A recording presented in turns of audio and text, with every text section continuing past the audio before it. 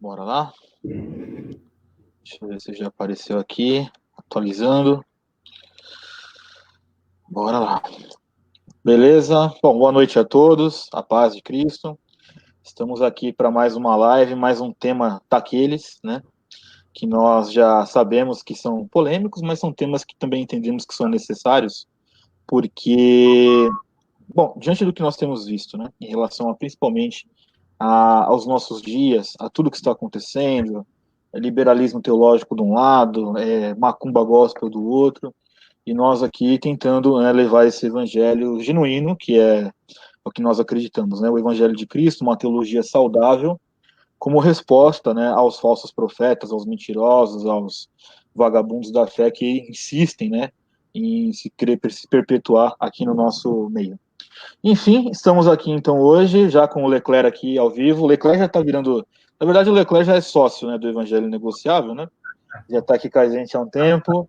Inclusive, E. eu estou desfrutando das riquezas que o Evangelho Negociável me Amém. proporciona. Ao vivo. Já estou partilhando aqui nos canais, nos grupos, né? Para que as pessoas possam ser avisadas em relação à live. Aí a gente já vai aqui entrar ao vivo já, esperar os comentários aparecerem.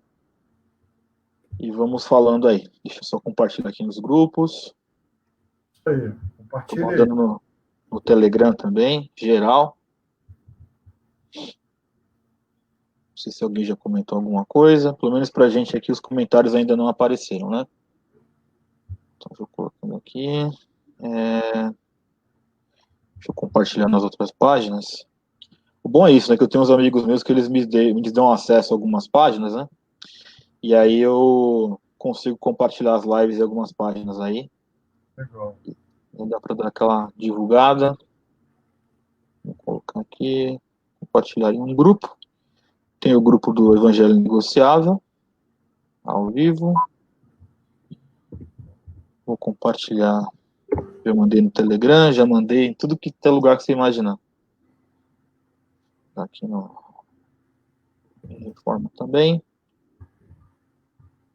Vamos ver. Muito bem. Bom, até o momento parece que ninguém comentou nada, então vamos aguardar aqui. Leclerc, mais uma vez, obrigado aí pelo seu tempo. Já compartilhei aqui em tudo quanto é lugar que já poderia.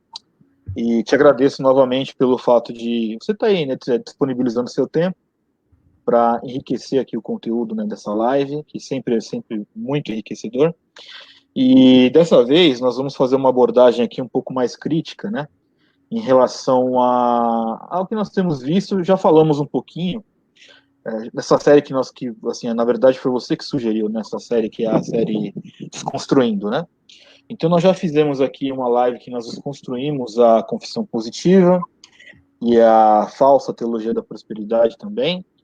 E hoje nós vamos tratar de um tema que é a quebra de maldição, que não deixa de ser um produto da também confissão positiva, né? Parece que o pacote dessas heresias do inferno, eles vêm sempre bem completos, né?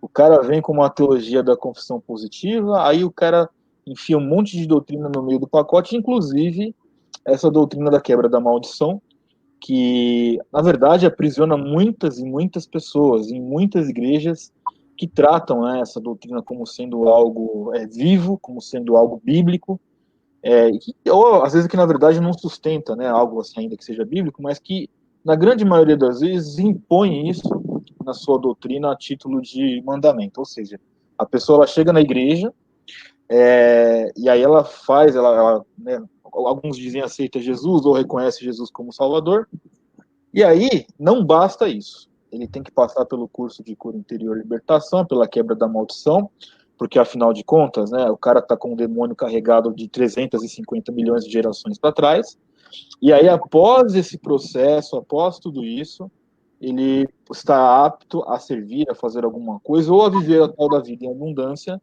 E aí nós começamos a já entrar no nosso tema de forma um pouco mais direta. E aí, Leclerc, já vou levantar a bola para você cortar, né? Evidentemente.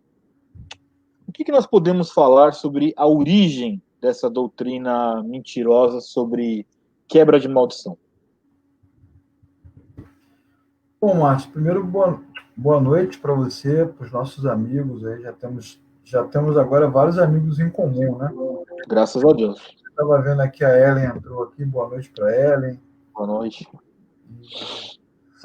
São temas cada vez mais necessários. Eu vou te falar uma coisa, cara. Eu nunca imaginei que 20 anos depois, 30 anos depois, a gente estivesse falando das mesmas coisas. Sim. Eu não quero te cortar aqui no seu raciocínio, mas assim, se tem uma coisa que nós estamos descobrindo, é a necessidade da repetição, né, Leclerc? Da gente.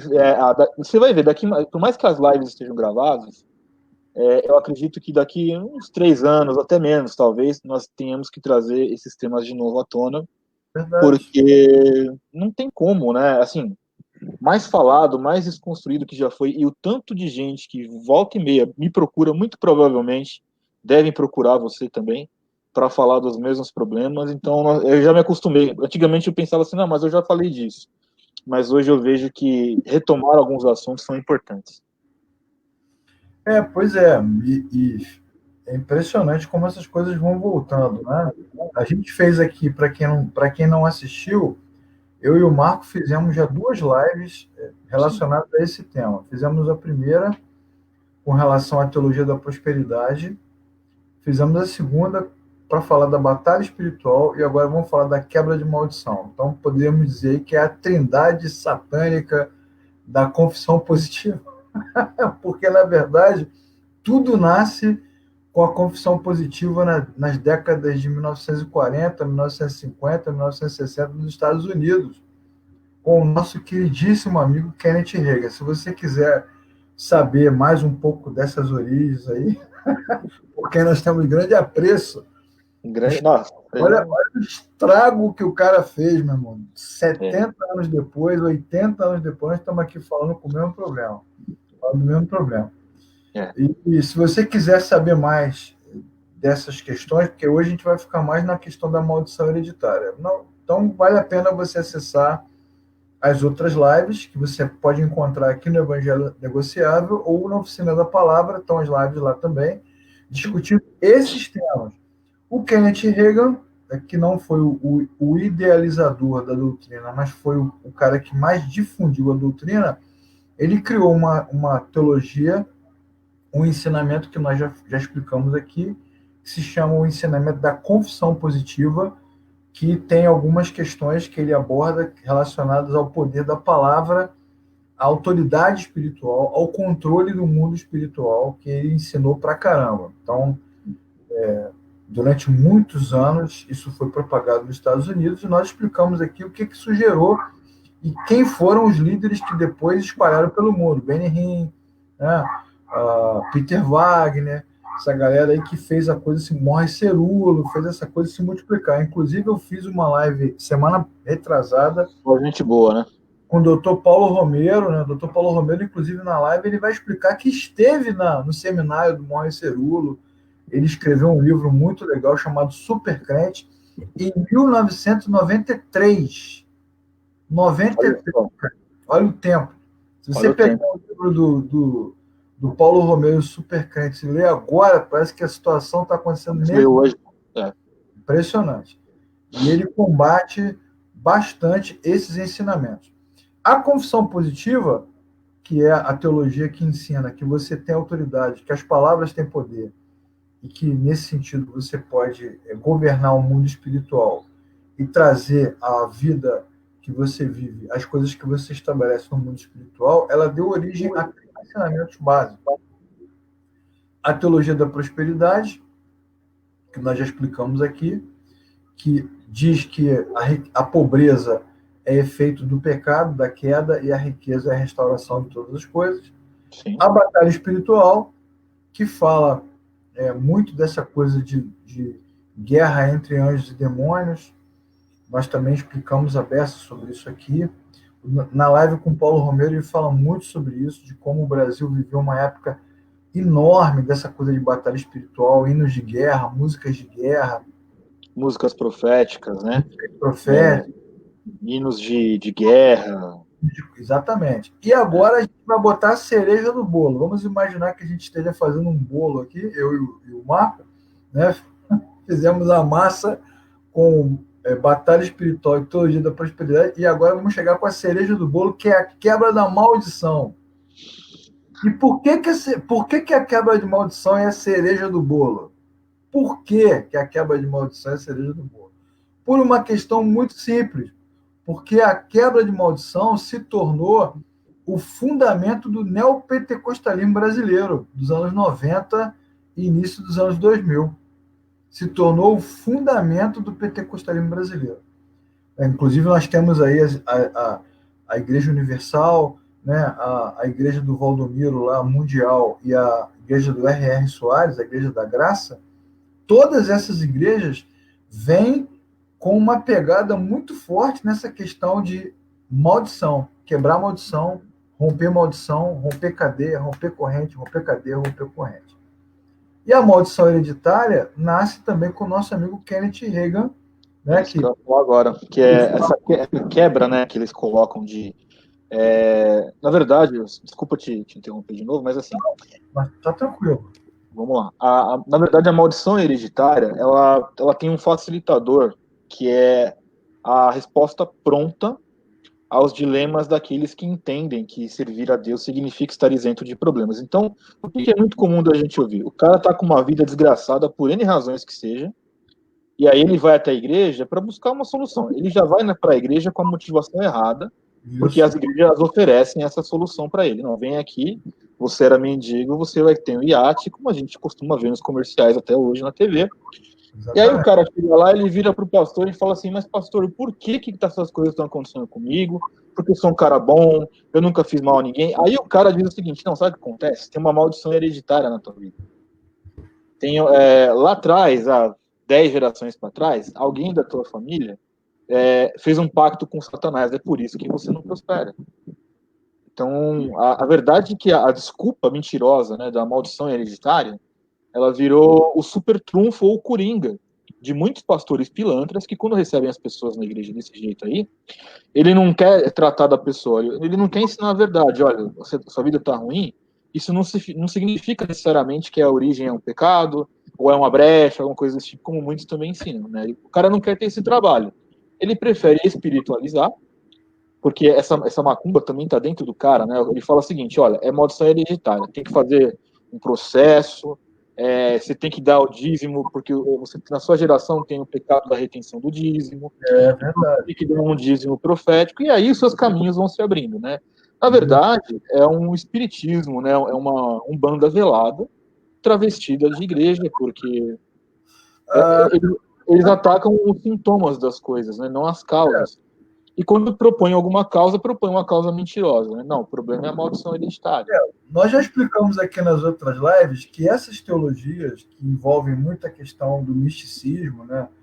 Elas têm uma aderência muito grande no Brasil, na América Latina, porque a nossa cultura ela é sincrética, ela é folclórica, ela é misturada, as religiões são misturadas, né?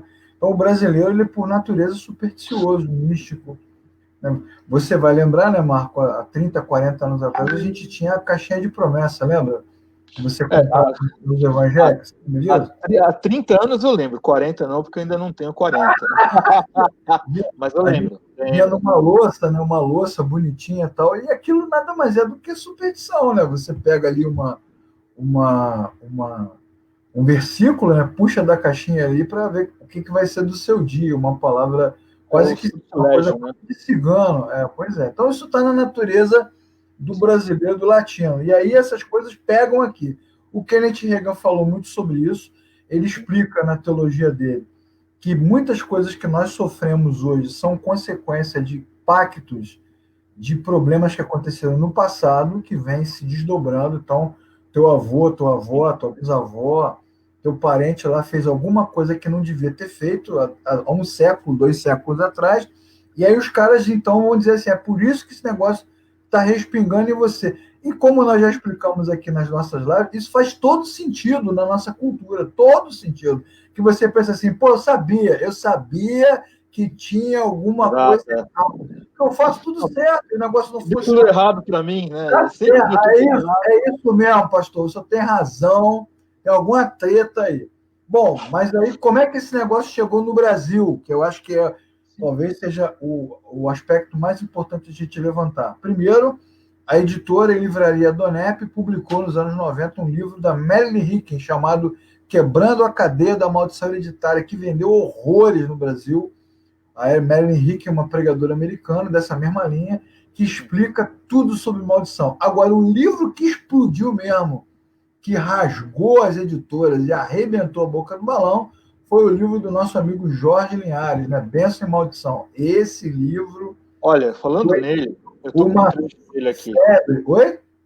Esse livro do Jorge Linhares, né? Assim, esse aí foi aquele, como você estava já dizendo, né? Foi o livro que arrebentou de vendas aqui no Brasil. E quando eu fui fazer as anotações para essa live, o Leclerc, eu separei alguns trechos dessa porcaria desse livro do Jorge Linhares para a gente poder falar, né? Vendeu muito. Vendeu. Vou ler um trechinho dele aqui, que está na página 16, ó, só para a gente começar a ver o nível do ensinamento herético da coisa, né? A maldição, abre aspas, tá? A maldição é a autorização dada ao diabo por alguém que exerce a autoridade sobre outrem para causar dano à vida do amaldiçoado. A maldição é a prova mais contundente do poder que tem as palavras. Veja, prognósticos negativos são responsáveis por desvios sensíveis no curso da vida de muitas pessoas, levando-as a viver completamente fora dos propósitos de Deus, e as pragas se cumprem. Está na página 16 desse livro do Jorge Linhares, né? Então aqui vai de encontro ao que você disse sobre a doutrina de que eles realmente pregam abertamente que a palavra tem poder, já falamos isso em outra live, mas que veio nesse pacote aí, como você já estava dizendo, né? Exatamente. E aí faz todo sentido, né? Porque o Jorge Linhares, ele na verdade viu o galo cantar e não sabe onde, né? Ele pegou esses ensinamentos americanos que já estavam no Brasil por outros autores, como, por exemplo, a Neuza Tioca, nós já citamos aqui na outra live, a Valnice Milhomes, que é um ícone também dessa linha, as comunidades evangélicas do Rio de Janeiro, São Paulo, já tinha uma pegada de negócio de maldição rolando no Brasil, já se falava sobre isso, muito, muito mesmo. Só que o Jorge Linhares embarcou nesse negócio e meio que conceituou, e o livro dele vendeu horrores, porque faz todo sentido.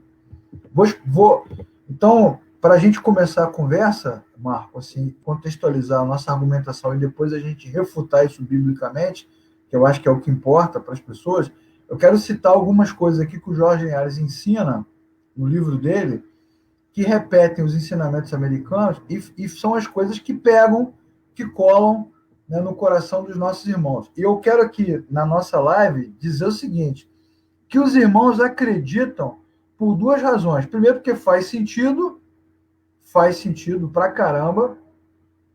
E segundo, porque as pessoas querem resolver os problemas, pô. Ninguém aguenta mais ter problema. É problema para todo lado. Agora, na pandemia, o problema pegou todo mundo, mas tudo bem. Mas quando você está vivendo uma dificuldade sozinho, é muito difícil, cara. Então, você tenta se agarrar em tudo que você pode. Então, na verdade, por isso que o Marco está sempre, né, espumando aqui, porque ele realmente entende, e eu concordo com ele, que esses caras cometem abuso espiritual. Eles se aproveitam da fragilidade das pessoas, da fraqueza, das dificuldades, não ajudam ninguém, e ficam dando essas respostas aí malucas, né? Exatamente. O Jorge Linhares, ele trabalha muito o conceito a partir da superstição, né? Que ele usa muito essas coisas no livro dele, né? Por causa disso, depois disso, é um método indutivo. Você passou na frente do gato preto, aí bateu com o carro, aí tropeçou na calçada, aí caiu um galho na tua cabeça. Pô, então aquele gato preto trouxe uma Foi o agente causador, né? Tadinho do gato preto, né? Pô, o gato preto é bonitão pra cá. Carrega essa peste. Mas você sabe que a história, outro pequeno parênteses aqui, né? O gato preto, Leclerc, você deve saber disso, que em outras religiões aí, nesses períodos aí, quer seja de quaresma, alguma coisa desse tipo, tem religiões aí que matam gato pretos. Isso, Por causa dessa estigma aí, de tudo isso que a gente, dessa superstição que existe, né? É verdade. O Jorge Linhares, ele apela para essa coisa intuitiva, para você tentar procurar, assim, tenta lembrar aí o que aconteceu, por que você chegou nesse ponto. Então, uma coisa meio subjetiva, intuitiva. Você, eu sabia, eu tropecei no gato preto ontem, foi isso. Depois que aconteceu. Depois, ele trabalha muito a questão do poder da palavra. Então, ele vai dizer o seguinte, que o teu pai chamava você de vagabundo quando você era criança, Você cresceu e virou vagabundo. Aí aquela palavra colou em você e você agora é um cara preguiçoso e não consegue se realizar de forma nenhuma. De forma nenhuma. Então você é uma pessoa que não consegue ser uma pessoa trabalhadora, não rende, né, não consegue ter resultado, porque teu pai falou, e agora você está aí nessa situação, né? Sim. Então, essa é uma questão. Outra coisa que ele fala é sobre hereditariedade espiritual. Seu pai era alcoólatra, seu avô era alcoólatra, seu bisavô era alcoólatra, então você também vai ser alcoólatra, né? O Linhares fala que prognósticos negativos causam desvios espirituais. Olha só, prognóstico negativo causa desvio espiritual. Se eu chegar para o Marco e falar assim, pô, Marco, também, né, cara? Do jeito que você trabalha, a tua vida não vai dar em nada, né? Aí o que eu fiz? Com essa palavra, eu liberei um poder exatamente. E desviei você do propósito que Deus tinha para a sua vida. Prognóstico negativo. Mas se eu dissesse, não, você é uma pessoa abençoada, você é uma pessoa legal, você é uma pessoa próspera, aí também essas palavras liberam no mundo espiritual corpos que fazem o Marco Circo mergulhar em milhões e milhões de euros, não é nem real, porque é algo pobre. Tá? Então, e aí tem uma questão, Leclerc.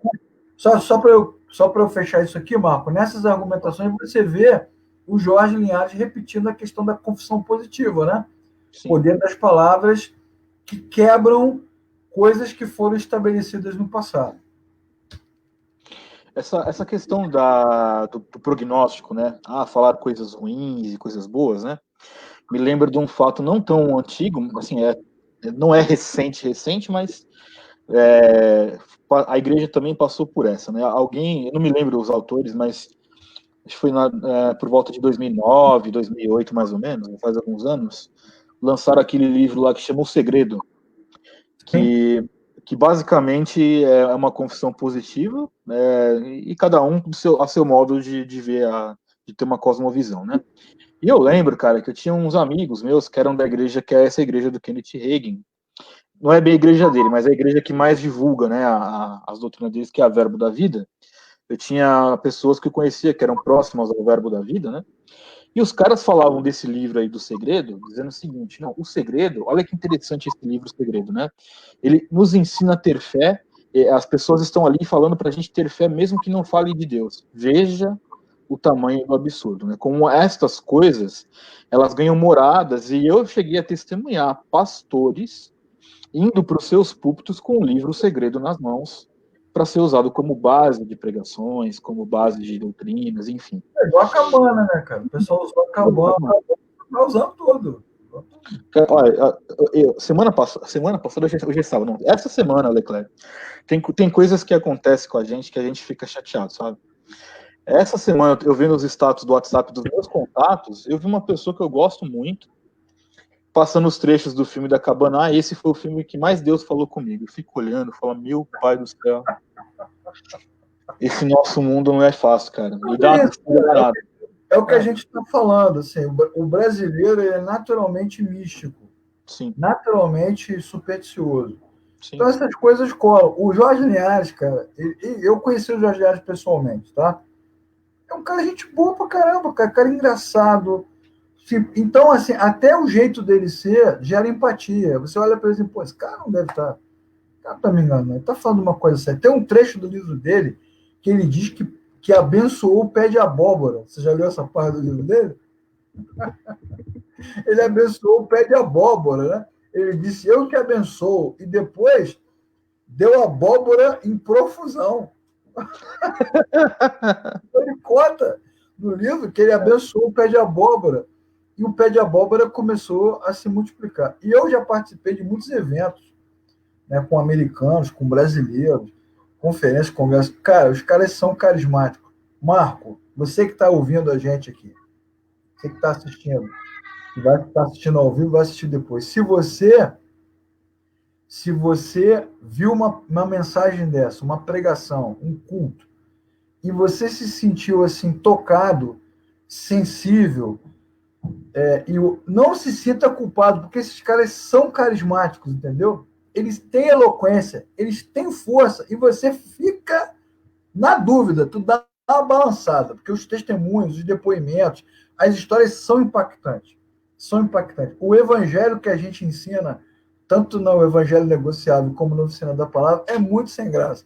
Eu não sei como é que você estuda com a gente, porque não tem a menor graça. A gente fala de salvação pela graça, de vida regular, de enfrentar as dificuldades, de transcendência, de esperar a vida eterna, sofrimento como método pedagógico de Deus. Cara, isso não tem a menor graça. Mas se tu for num evento desse, você sai de lá quicando, porque é um formato que mexe com o coração de quem assiste.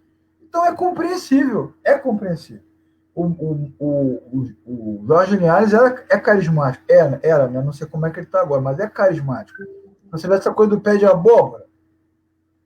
Pô, pegou você pelo pé. Tu não esperava ouvir um negócio desse, né? Pois é. O cara orar pelo pé de abóbora. Então você vê que toda a metodologia dele é essa. Então, se você, por exemplo, está passando por um problema com o seu filho, não vamos nem pensar na gente, né, Marco? Porque quando é com a gente ainda tem mais um coração mais duro, né?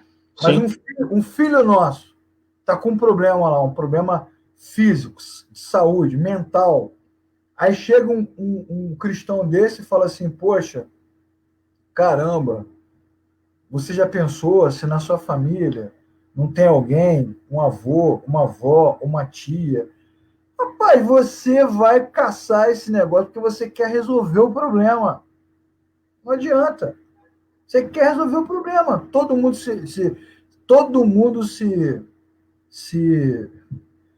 deu mal, então agora está respingando e você fala assim, pô, faz sentido. Eu conheci um pregador, o Marco, pregador de Trindade e Tobago. Uma vez ele trazendo uma mensagem, ele falou que no país dele, essa coisa da maldição rolava pra caramba. Isso nos anos 80. Rolava essa coisa da maldição, e aí todo mundo dizia para ele que iria morrer, porque o tataravô morreu, o bisavô morreu, o avô morreu, o pai morreu, que ele também ia morrer. Ele disse que um dia se ajoelhou no quarto dele e falou, Senhor, eu sei que todos dizem que essa maldição vem de geração em geração. Geração em geração. Então eu li aqui na tua palavra agora que o Senhor visita o pecado dos pais nos filhos até a terceira geração. Ele falando. Então eu te peço, por favor, se eu não for a terceira geração, faça de mim a terceira geração. Não, e você sabe que quando eu postei a nossa, só para até agregar o que você disse, hoje à tarde eu postei aqui na página a foto dessa live que a gente ia fazer, e teve uma moça que comentou assim, ó, já estou na espera, porque o pastor da igreja que eu congrego fala que podemos estar amaldiçoados por conta justamente do Êxodo 25 e 6, que é justamente essa passagem que fala de visitar, né, a iniquidade dos pecados da sua terceira geração. E assim, talvez para nós o que fica muito claro é o que você falou. Eu quero sempre deixar claro, né, porque eu não quero que ninguém pegue trechos dessa live aqui e distorça o contexto. Quando o Leclerc ele diz assim, olha, faz sentido dentro da nossa realidade brasileira, que é um povo que já é macumbeiro por natureza e que vem de encontro ali às necessidades, mas que claro que nós sabemos que biblicamente não tem o menor sentido. Ele faz o sentido porque ele responde de forma rápida algumas questões que são complexas da vida da caminhada cristã, mas que para os preguiçosos é mais fácil dizer o seguinte: olha, eu estou passando por algum problema, qualquer que seja, né?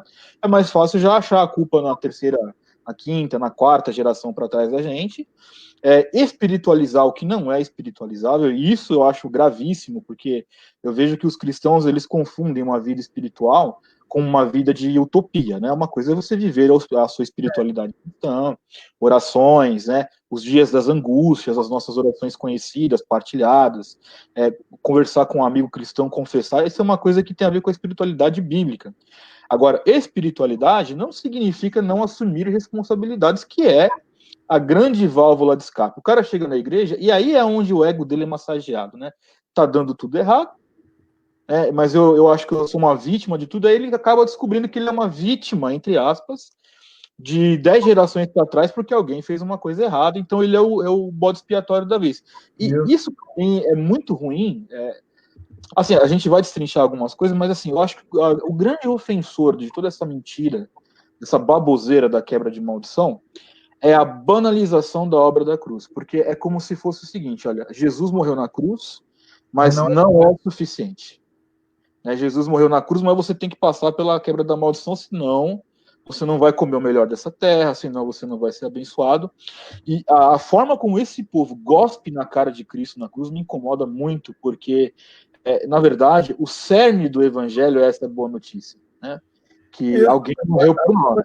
Acho que você tocou no ponto certo, né? A Bíblia diz, o apóstolo João escreve nas suas 3 epístolas, 1ª, 2ª e 3ª João, que é certo que vem o anticristo, mas o espírito do anticristo já está entre nós. Sim. Já há anticristos entre nós. E ser anticristo é negar a obra de Cristo. Então, quando o cara, por exemplo, qualquer um diz que você está debaixo de uma maldição ou de um problema, que nascer de novo não é suficiente, isso é uma pregação anticristo. Assim Sim. como a gente viu aí agora o Henrique Vieira aqui no Rio dizendo que Jesus não ressuscitou. Isso é uma pregação anticristo. Isso é muito comum, né? É porque, como nós já falamos aqui várias vezes, e por isso que eu repito muito, como o brasileiro tem essa inclinação à superstição, que tá no sangue, tá na pele do brasileiro, ele acaba não fazendo a reflexão. E como as nossas igrejas também não têm ensino, não têm educação religiosa, educação cristã bem estruturada, também não tem reflexão. E como está todo mundo ferrado na saúde, no dinheiro, aí faz muito sentido o que a gente está dizendo. Você quer explicar o texto de uma vez, ou Marco, ou quer continuar junto comigo aqui falando mal? Vamos para cima. Eu estou tentando colocar alguns parênteses, porque depois eu acabo esquecendo. E a ideia é de enriquecer o seu conteúdo aí. E assim, então, como eu estava comentando, né, a banalização da cruz também tem exatamente o que você disse sobre ser anticristo, né? Sobre esse espírito que é fomentado. E aí, cara, bom, ainda falando um pouquinho da teoria, né, da maldição hereditária, né? Eu me lembro que uma vez eu discutindo com um amigo meu, nós chegamos a uma conclusão que é assim, que, na verdade, a cruz, para esses caras, é irrelevante, a obra da cruz não tem tanto significado, porque a maldição ela vem agindo como se fosse uma entidade que ela só precisa de alguém que habilite isso. Então, eu me lembro que na época que isso estava muito ainda assim, muito crescente, as pessoas falavam: você não deu dízimo, você habilitou o gafanhoto devorador a invadir a tua vida financeira. Você deu legalidade, né? Legalidade. Você deu a legalidade para o demônio da mentira atuar na tua vida. E aí, tem uma experiência pessoal minha, né? Sempre gosto de contar as palhaçadas. Uma vez há muitos anos ainda, quando eu estava na Renascença. Você que fica botando a camisa do Flamengo aí, camisa do Botafogo, camisa do Vasco, do São Paulo, tá dando legalidade. Deu legalidade. Tá traindo azar. Do Cruzeiro, então, nossa, é muito azar. Fica vendo. Eu lembro uma vez que eu participei de uma ministração de cura interior e quebra de maldição, né? E aí veio uma mulher que nunca nem vi na vida, né? Aquelas coisas, né? Diz que teve uma revelação, né? Um revelamento, né? A visagem, teve uma visagem, né? Não foi uma visão, foi uma visagem. Veio falar para mim que a minha vida não andava porque na minha família tinha pecado do nazismo, né? E eu tive a moral, cara, eu fiquei super chateado no dia, mas eu tive a moral de investigar a minha árvore genealógica, né? E a minha família, ela não teve nenhum pecado cometido contra o nazismo, porque a etnia da minha família não tinha nada a ver, nem passava pela Alemanha, por exemplo, nem nos países envolvidos e que se aproximaram do nazismo, né? Então, é de uma falácia tão grande isso, porque assim, que nem eu falei, olha, ainda eu fui pesquisar para ver se tinha sentido.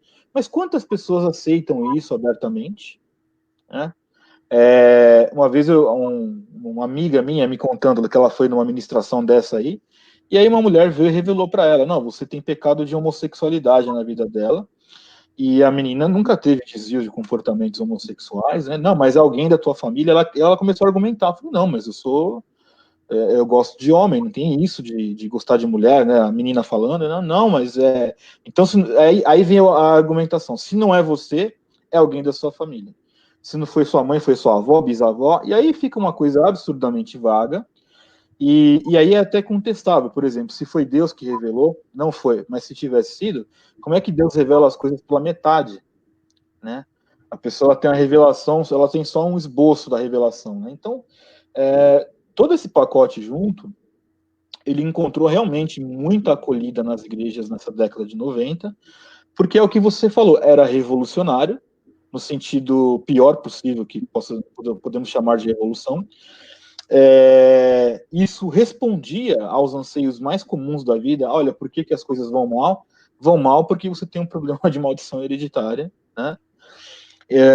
E também pela falta de uma teologia saudável, que é o que a gente sempre discute aqui. As pessoas com a preguiça, né? Mas assim, a preguiça, o povo também tem, ele é o maior culpado, eu falo isso com tristeza. Porque o povo busca, né, os pastores que eles querem, aqueles que falam as coisas que eles gostam. Eu não vou dizer que talvez de forma diretamente, sei lá, mal intencionada, mas o cara, foi o que você falou, o cara tá com um problema com o filho com um problema de saúde que tá morrendo. Aí ele vê um cara na televisão falando que tem a cura, o cara vai atrás. Isso aí. O cara vai atrás. Como se o filho morrer fosse algo inimaginável. E isso acontece Mas isso, muitas pessoas, né? mas isso, Marco, a gente entende. Assim, nesse ponto aí, eu discordo de você, a gente tem uma discordância, porque no meu ponto de vista, a culpa é sempre da liderança. Sempre. Eu entendo a fraqueza das pessoas, da fragilidade, e entendo a nossa fragilidade. Se a gente entrar numa crise muito grande, eu e você, a gente pode surtar.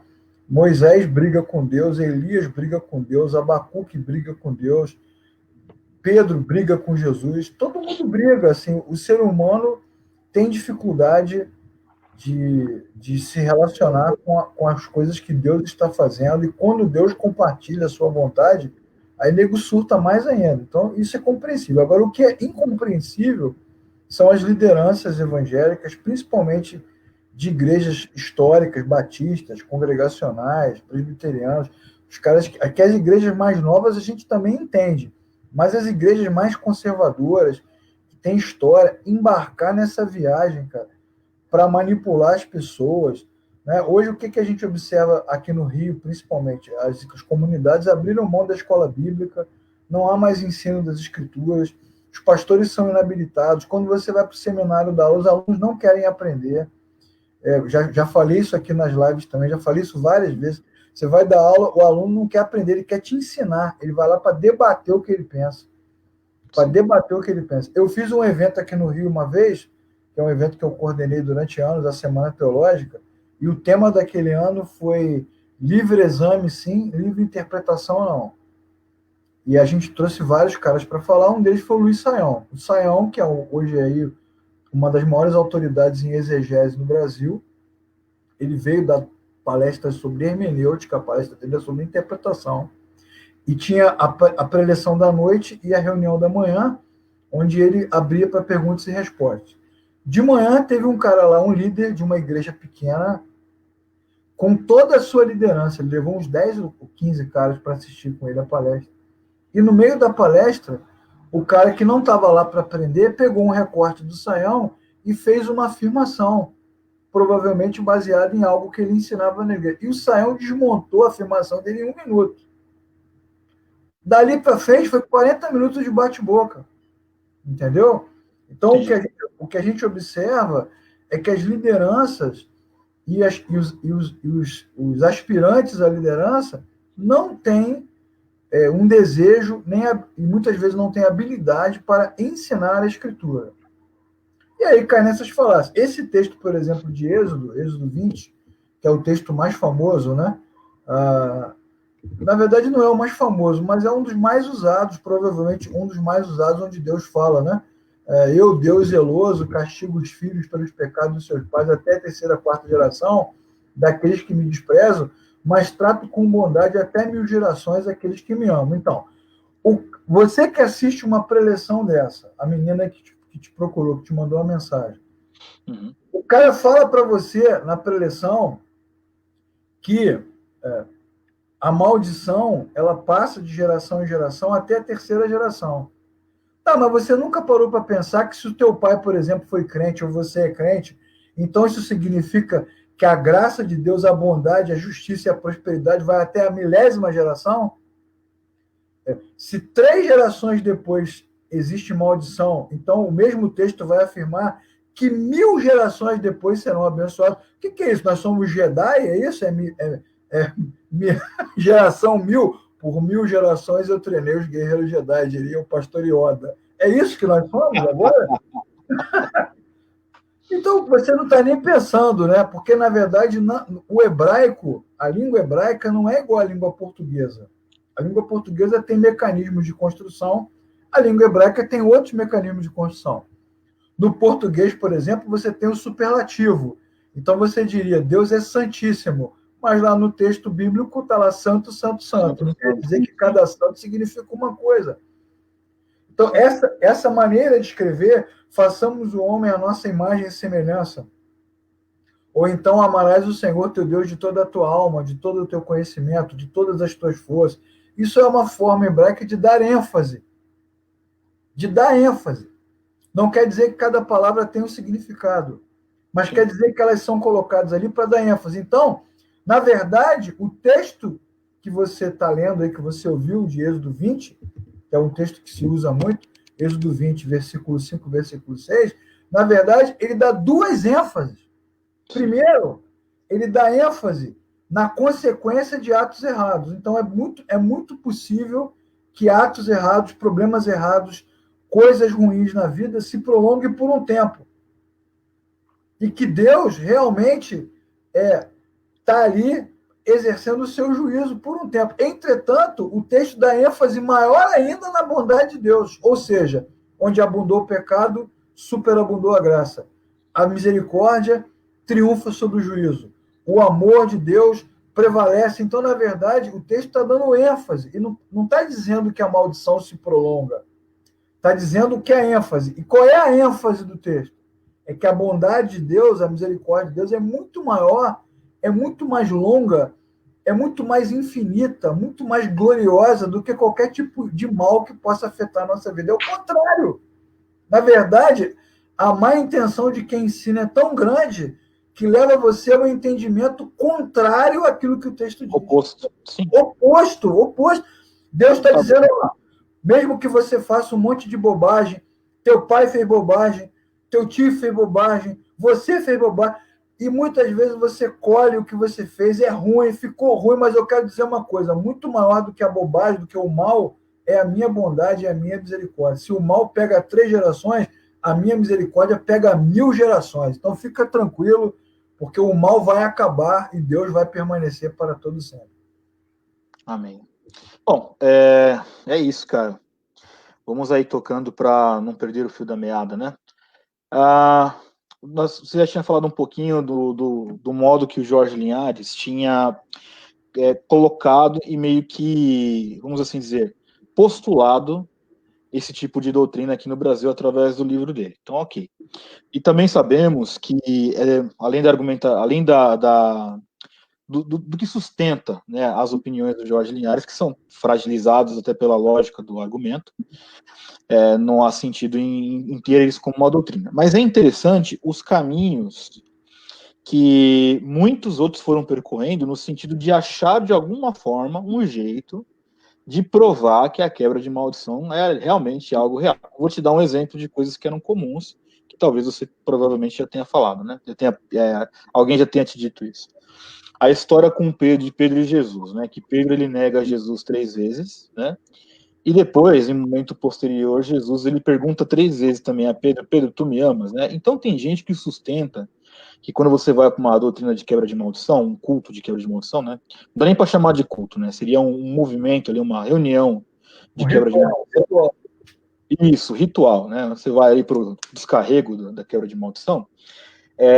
Muitos sustentam essa ideia dizendo o seguinte: olha, assim como Pedro negou Jesus 3 vezes, e depois ele disse, Senhor, tu sabes que eu te amo 3 vezes, da mesma forma, nós temos que pegar todos os nossos pecados e pedir perdão de tantas vezes dos pecados que você cometeu, né? E aí nós tínhamos uns dilemas que eram até engraçados. Uma vez eu atendi um jovem, né?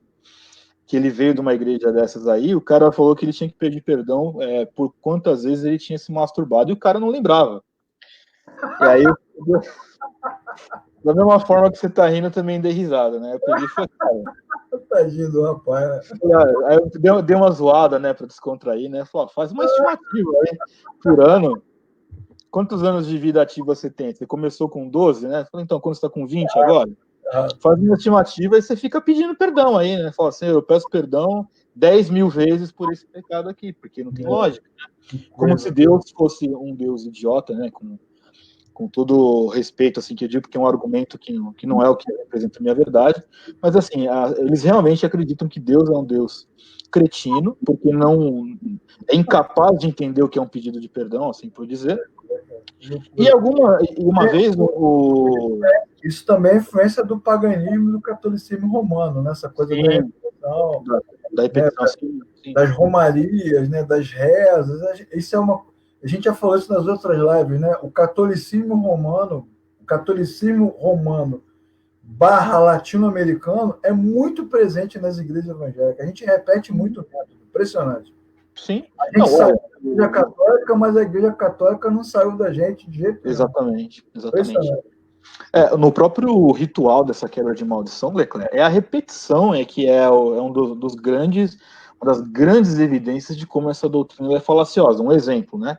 Quando chegava nesse momento de você pedir perdão, isso está inclusive naquele manual que eu falei que uma vez eu li da Miriam, né? Que era o manual da Renascer, né? Que ele dizia o seguinte: você tinha que fazer algumas repetições, e aí, não no livro da Miriam, mas doutrinariamente, isso foi sendo feito, foram atualizando o processo, assim por dizer, e aí a pessoa ela chegava lá, ela tinha a quebra de maldição, aí ela tinha um textão desse tamanho, aí ela falava, na primeira vez que ela repetia, ela falava, então eu renuncio os pecados da minha primeira geração. Aí ela repetia tudo isso dizendo o seguinte: eu renuncio pelos pecados da minha segunda geração, da minha terceira geração. Então ela repetia todo aquele rito, mudando a primeira geração, a segunda geração, até a 7ª geração. E aí, dependendo da revelação do momento, e que ainda tinha isso para acabar de piorar o processo, né? Todo mundo cansado, né? De saco cheio. Tem um bruxo presente, um cigano presente. Sempre tem um mandingueiro ali, né? Aí a pessoa tem uma revelação, né? Uma revelação que só pode ser do inferno, né, gente? Tô falando, esse negócio que a gente faz de ficar ensinando a Bíblia, isso é muito sem graça. Legal mesmo é a Caverna do Dragão, Senhor dos Anéis, isso que é magia. Uma mulher falou assim que tinha tido um discernimento para fazer a repetição até 50 gerações. Você imagine que troço chato, que coisa horrorosa. E aí, o pior não era isso, o pior é que ainda tinha tanta coisa que eu me lembro agora falando, mas eu me lembro de detalhes assim que eram bem sórdidos, né? Quando você estava lá repetindo as quebras de maldições, né? Se você bocejasse, tivesse algum tipo de sono, aí já ia um intercessor em cima de você lá para orar, para expulsar, porque era demônio que estava sendo expelido. Vai vendo. Verdade. E aí, Leclerc, não sei se você ia chegar nesse ponto, mas eu me lembro com muita clareza da história de ungir os pontos chakras, os pontos de entrada de demônio no organismo. Então, você tinha na sua cadeira lá um olhinho da unção de Israel, né? Aquele óleo caríssimo, né, de Israel. E aí você, em dado momento, depois que você fazia a quebra da maldição, você consagrava os pontos chakras, que eram os pontos que os demônios podiam entrar na sua vida. Então, por exemplo, eles afirmavam que quando você ungia a sua coluna, você estava fechando ali as portas para os pecados sexuais, por exemplo, né? Você ungia aqui no meio da sua testa, eles diziam que aqui é que estava o olho espiritual. Ou seja, tudo isso religioso. não tem nada na Bíblia sobre isso, nada na história da igreja. Né? Exatamente, os caras vêm de outra religião, muitos desses caras aí vieram de outras religiões, entraram para o cristianismo, incorporaram. Isso é comum, pô, isso é comum. O problema nem está nisso, o problema está no fato de que as igrejas acabam se tornando subservientes, complacentes com esse tipo de comportamento. O cara vinha lá e falar um monte de batatada e está livre para falar. Agora, então, é o que eu estou te dizendo, você pregar, né, hoje eu estava dando aula durante o dia sobre a Epístola de Romanos. É chato, né, cara? É chato pra caramba. Então, se você for lá domingo e pregar sobre a Epístola de Romanos, eu já te contei isso aqui também na live. Eu dei um curso, Oficina da Palavra presencial, durante 10 anos, toda quinta-feira. Então, quando eu falava de graça, amor, né, misericórdia e tal, dava 20 pessoas, 30, 40, 50. Mas o dia que você vai falar de satanismo, anticristo, dá 1000, lota, engarrafa. Todo mundo quer saber de Satanás, do diabo, do demônio. Isso é normal. Isso é do ser humano. Eu deixei o comentário da Gorete aqui, porque eu conheço a Gorete, e ela tem uma filha que é especial, né? E olha o que ela está dizendo aqui, ó. Já ouvi verdade, né? já ouvi de um penteca. Eu vou te falar, a pessoa que se diz cristã e fala uma coisa dessa para você, Gorete, aí cumpre-se o texto lá do Novo Testamento, com os tais você não deve nem sentar para comer. Isso aí é muito. Isso que é uma maldição, isso é um crente maligno. Então, aí o cara lá dizendo aqui, ó. Já ouvi de um penteca que Deus me deu a minha filha especial por conta do meu pecado, Deus me punindo por algo que eu cometi. Você acha que um cara desse leu o evangelho? Não é possível, um cara desse nunca leu. E tem uma irmã nossa aqui também, Leclerc, que é a Renata, que ela tá sempre com a gente aqui, ela fez um comentário aqui, ó, e ela tá atravessando um momento que ela tem um câncer, que ela tá tratando, né? E ela colocou aqui, olha, eu ouvi uma pessoa dizer que estou com câncer por causa do meu marido que não se converte. E isso só piorou as coisas porque foi falado direto para ele. Veja você o nível de um cara que fala um troço desse. Então, assim, cara, isso daí não tem uma coisa. Tem um amigo meu, pastor, que estava acompanhando uma senhora. Sim. Que tem um filho que se suicidou. Tá? O nível de suicídio aumentou muito nos últimos anos, né? Sim. Ele se suicidou, ele estava acompanhando ela, tal. Aí no dia que ela foi no hospital reconhecer o corpo lá para dar o laudo para poder enterrar, tinha um grupo de evangélicos orando, aquela turma que vai no hospital. E aí aquela turma chegou e falou assim: a senhora que é a mãe do rapaz que se suicidou? Isso sou eu.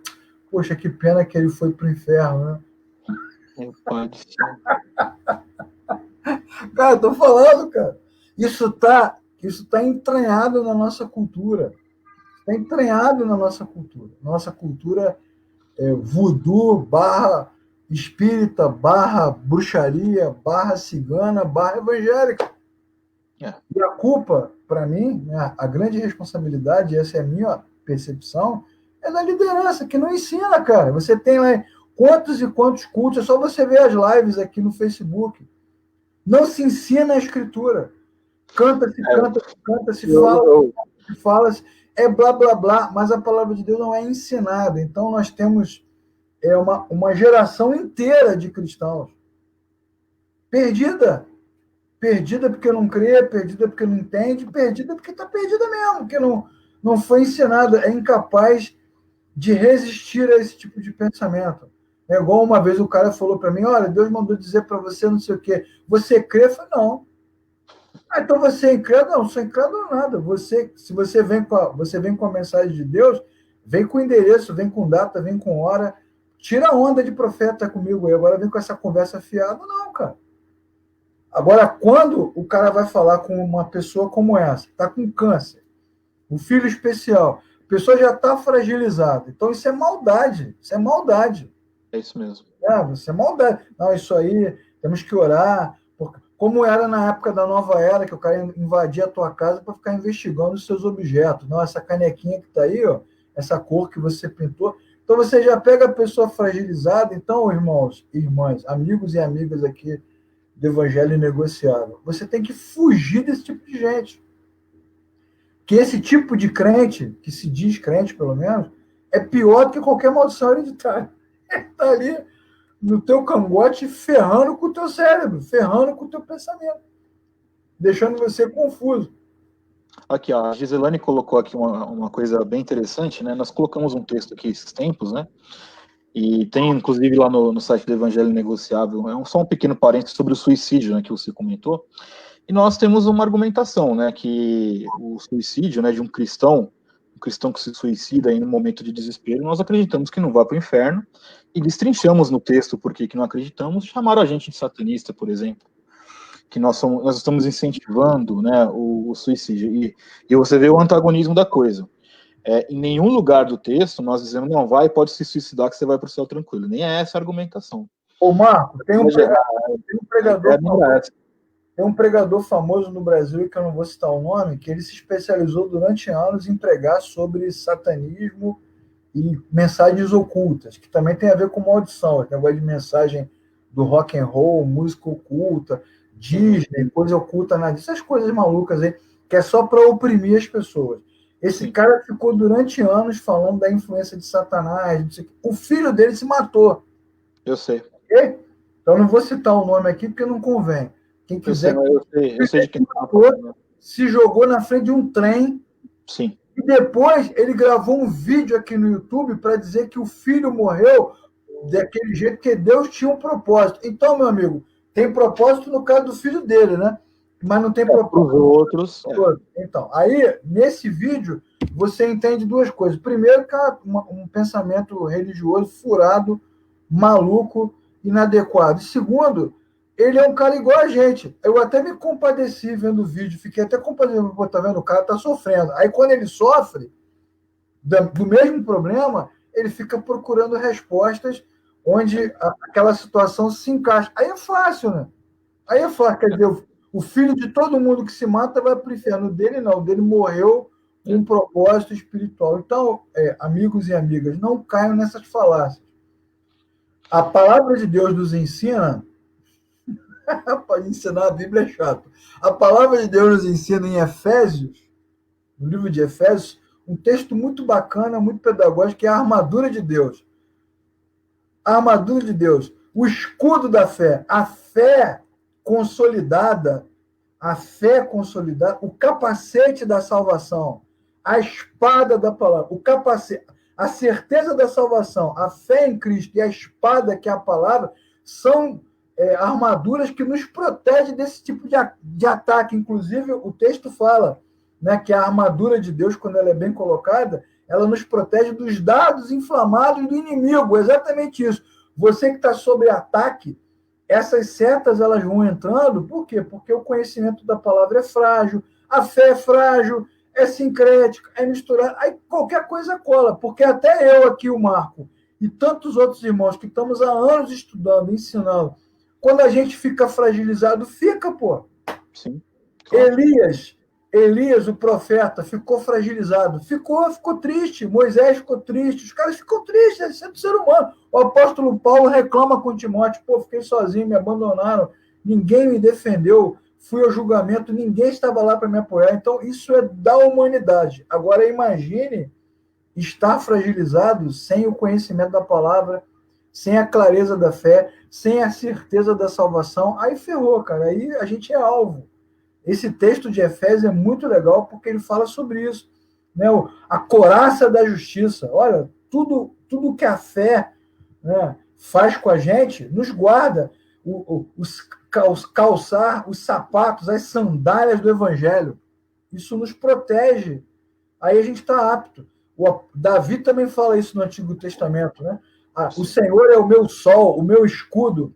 A palavra do Senhor é escudo e broquel. O broquel é aquele escudo que você bota no punho, né? O cara que é espadachim lá no meio da batalha, levanta a mão, se defende. A palavra de Deus é escudo e broquel. Então, a gente está sob ataque o tempo todo. Agora, sofrer ataque dentro da igreja é brabo. E é desse jeito que os irmãos estão falando aqui, é maldade, muita maldade. Muita maldade. Não tem. Assim, quando a gente escuta um troço desse, tua filha nasceu especial porque é pecado, você tá com câncer porque o teu marido não se posiciona, esse tipo de coisa, isso para mim é o que você está dizendo. Não se trata de não conhecer a Bíblia, se trata de ruindade mesmo, se trata de pessoas mal intencionadas, de dominadores, né? Abusadores. Demônios travestidos de pastores, né? Isso não são... Isso, lobos devoradores, como a Jesus mesmo falou, lobos devoradores. É isso aí. Leclerc, eu acho que um outro texto bom, Marco, com relação a isso, que é o texto de Deuteronômio, né? Também famoso, né? Põe diante de vocês a bênção e a maldição. Porque muitos desses abusadores, eles falam que a opção é nossa. Você escolheu estar amaldiçoado. Só que o texto de Deuteronômio, ele se refere à aliança do pacto de Deus com Israel, que é o texto citado na entrada de Canaã, Sim. Lá em Cades Barneia. Tem nada a ver com a nossa aliança em Cristo, que é superior, como diz o livro de Hebreus, superior à aliança pactual entre o povo de Israel e o Deus de Israel. Então, na verdade, nós não colhemos esse negócio. O próprio Deus responde sobre isso em Ezequiel. Que conversa é essa que o pai come a uva e o filho embota o dente? O próprio Deus fala sobre isso. O próprio Deus. Se o homem pecar, colherá o que fez. Se se arrepender, eu perdoarei. Então, na verdade, isso não tem sentido nenhum. O cara pegar um texto pactual de um tempo antigo, e a gente não vai explicar o texto todo aqui porque não dá tempo, mas sim, esse texto de Deuteronômio não se enquadra. Então, não é sua opção. Não foi você que atraiu esse mal para a sua vida, com certeza. Muito bem. Aí, cara... O menino botou aqui, Marcos, bota de novo esse comentário aqui, ó. Esse aqui é um comentário do Janilton, é o meu ponto de discordância contigo também. É claro que eu entendo que a liderança, ela é responsável maior, mas o povo, com a Bíblia na mão, existe uma omissão muito grande porque senão não alimentariam tantos lobos devoradores, né? Eu entendo você, Marco, eu entendo você, Janilton, mas quem é que ensina o povo a ser como Bereia? Não, são os líderes, claro que tem que ser os líderes. O cara acabou de nascer de novo, acabou de se converter, acabou de entrar para a igreja. Eu ensino para ele um monte de maluquice. Quem é que vai ensinar para o cara que ele tem que ser de Bereia? Mas olha, eu vou te dar um exemplo, Leclerc. Assim, eu entendo o que você está falando, mas o meu ponto de discordância, né? Você vê, eu fiquei 10 anos na Renascer, por exemplo. E aí, sendo enganado, aprendendo uma teologia falsa, e lendo a Bíblia, eu entendi que não tinha nada a ver aquilo lá. E aí, eu acredito que talvez seja esse o caminho que os irmãos deveriam tomar. Eu falei, cara, essa igreja não está me ensinando a verdade, né? E na minha época não se tinha tanto material disponível como se tem hoje. Então o povo tem essa preguiça de ler mesmo, isso é um fato, né? Eu concordo que também, às vezes, uma pessoa ela vai começar a ler a Bíblia sem uma instrução, uma orientação adequada, ela vai pegar textos que vai tirar dos seus contextos e vai cometer atrocidades, ensinar outras coisas, mas via de regra, por menor que seja o entendimento bíblico de qualquer pessoa, alguém que lê os evangelhos, não precisa ser um teólogo, não. O cara não leu a Bíblia inteira, mas ele leu o Evangelho de João, por exemplo. Se o cara lê de fato o Evangelho de João e ele escuta um safado desse pregando, o cara já sabe que não tem nada a ver uma coisa com a outra. Né? Mas você é uma exceção, Marco. Você é uma exceção, cara. Esse grupo aí é uma exceção, cara. É uma exceção. Olha a mulher samaritana. Não há quem nos diga o que fazer. Ou eunuco. A mesma coisa. Como que eu vou entender se não há quem me ensine? Então, esses caras de Bereia, você, o Janilton, tanto, são exceções. A maioria, por isso que Jesus fala para Pedro, você ama as minhas ovelhas? Você me ama? Ao contrário, então apacenta as minhas ovelhas. Sim. Porque essa é a missão. Né? Eu te entendo, concordo. Acho que está na nossa cultura também essa passividade, né? A gente tem uma cultura passiva. A construção do intelecto é um problema na nossa sociedade. O nosso culto é passivo, né? O culto evangélico ele é passivo. A gente vai lá e assiste o tempo todo. O cara, você nem ora. Tem gente, tem igreja que os caras nem oram. Você só ouve. Eu entendo, mas assim, a nossa responsabilidade é ensinar. Eli foi reprovado como sacerdote porque não ensinava o povo. Porque não ensinava. E outros também na Bíblia foram reprovados porque não ensinavam. Arão foi exortado porque não ensinava. E a nossa missão é ensinar. Sem dúvida. Então, eu entendo, concordo com você, mas eu parto da premissa que é a seguinte: primeiro a gente ensina, depois o cara tem que ser igual a Beré, porque não é possível.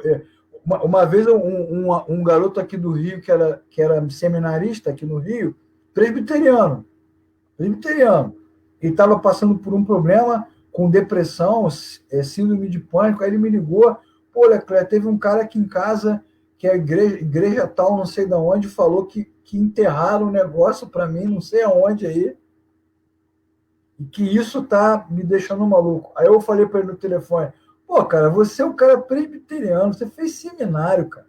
Você lê John Stott, você lê Hernandes, você incrível. E tu cai numa falácia dela, aí eu concordo com você. Aí eu falo, pô, deixa de ser bobo, deixa de ser preguiçoso, cara. Deixa de ser passivo, deixa de ser místico. Aí deu uma esculhambada nele no telefone. Porque aí nesse ponto eu concordo com você. Ele foi treinado, ensinar. E cai numa falácia dessa, é mais ou menos o discurso de Moisés para Arão. Arão, que bezerro é esse aqui, de ouro? O povo queria, né? Tá. O povo queria, eu peguei um pouco de ouro, joguei no fogo, saiu o bezerro. Pô, aí Moisés tá maluco, pô. Que conversa é essa? E é legal esse texto de Êxodo, que Moisés está lá em cima do monte recebendo a lei, né, o pacto, e Deus fala assim, Moisés, olha só, vamos dar uma paradinha, dá uma descida lá e vê a bagunça. Dá uma olhada lá, dá uma olhadinha lá, né? E aí, Arão, cara, pô, tô falando de Arão, cara. O cara, o sumo sacerdote, é que cai numa conversa dessa. Então, aí sim, aí eu realmente. E Paulo, para a gente não ficar só no Antigo Testamento, a Bíblia diz em Gálatas que Paulo exorta Pedro na frente de todos os outros. Pô, Pedro, Pedro, como é que você cai numa conversa dessa? Você fazendo acepção de pessoas?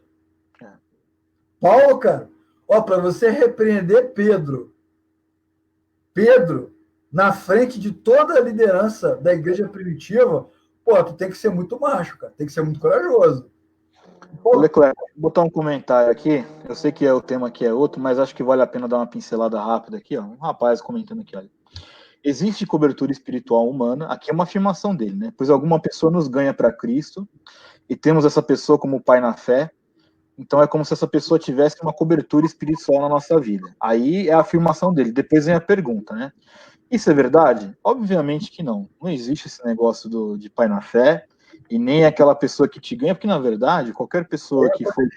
Jedi e Padawan. Esse negócio de que... Uma coisa é você ser grato por alguém que te ensinou o evangelho no primeiro momento, você ter respeito e tudo mais. Agora, tratar esse cara, com quem quer que seja, né, como a autoridade espiritual na sua vida, cobertura espiritual, teu pai na fé, a tal ponto de que se você decide não caminhar com ele, você vai sofrer algum tipo de retaliação, que esse é o termo que as pessoas usam, isso aí é um abismo de diferença, isso não tem o menor respaldo bíblico, tá? E outra coisa, como o Leclerc bem comentou aqui, a nossa obrigação é ensinar, mas quem convence a pessoa do pecado, do juízo e da justiça é o Espírito Santo. Isso daí isso sim é uma ação sobrenatural, uma ação que transcende a lógica do argumento.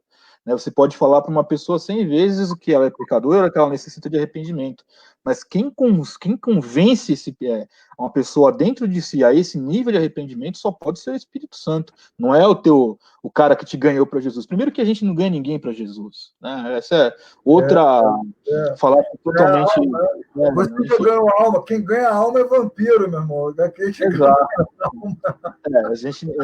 Aqui nós não somos ganhadores de alma, aqui nós não somos evangelho, é coisa distinta, né? Mas beleza, Leclerc, voltando aqui à questão da quebra da maldição. Você vê que o teu amigo aí que fez a afirmação, né? Agora, você vê que isso está entranhado na cultura. Primeiro ele afirmou. Depois ele pergunta. Depois ele pergunta. Quer dizer, isso é normal, cara. O cara realmente ele tem uma relação ali mística, né? Quantos pastores, Marco, a gente conheceu pastores de igrejas grandes, batistas, presbiterianos. Chega num momento da vida, o cara dá uma pirada, cara. É a vaidade humana, cara. Gideão, né, venceu lá os midianitas, e os caras disseram: Gideão, governe sobre nós. Não, só o Senhor governará. Poxa, que cara piedoso. O que você quer, então? Eu quero uma estola sacerdotal. Pô, Gideão, o cara queria ser um guru espiritual. Uzias entrou no templo. Saul ergueu um monumento em adoração a ele mesmo, cara. Quer dizer, isso é do ser humano. Os discípulos, né, perguntando: mestre, quem vai sentar à sua direita? Quem vai sentar à sua esquerda? Não, tranquilo. Quem beber do cálice que eu tenho para beber, então isso é mole, vamos beber. Os caras não sabem o que estão falando, entendeu? E esses caras eram aqueles que andavam com Jesus, estavam ali ouvindo dele, né? Viram os milagres, escutaram Jesus pregando, né, as suas doutrinas. Aí o cara vem numa dessa e Jesus fala: olha, você quer beber, se você beber do meu cálice não tem problema. Não, mas é tranquilo. Os caras achavam que era o cálice mesmo lá. E os discípulos perguntam, quando eles viram o cego, eles perguntam: quem pecou? Foi ele? Foi o pai dele, né? Então essa coisa da maldição também é uma coisa que está entranhada na natureza, mas Jesus fala: nem ele, nem o pai, ninguém, ele está assim para a glória de Deus. Ou seja, Deus é glorificado em qualquer circunstância.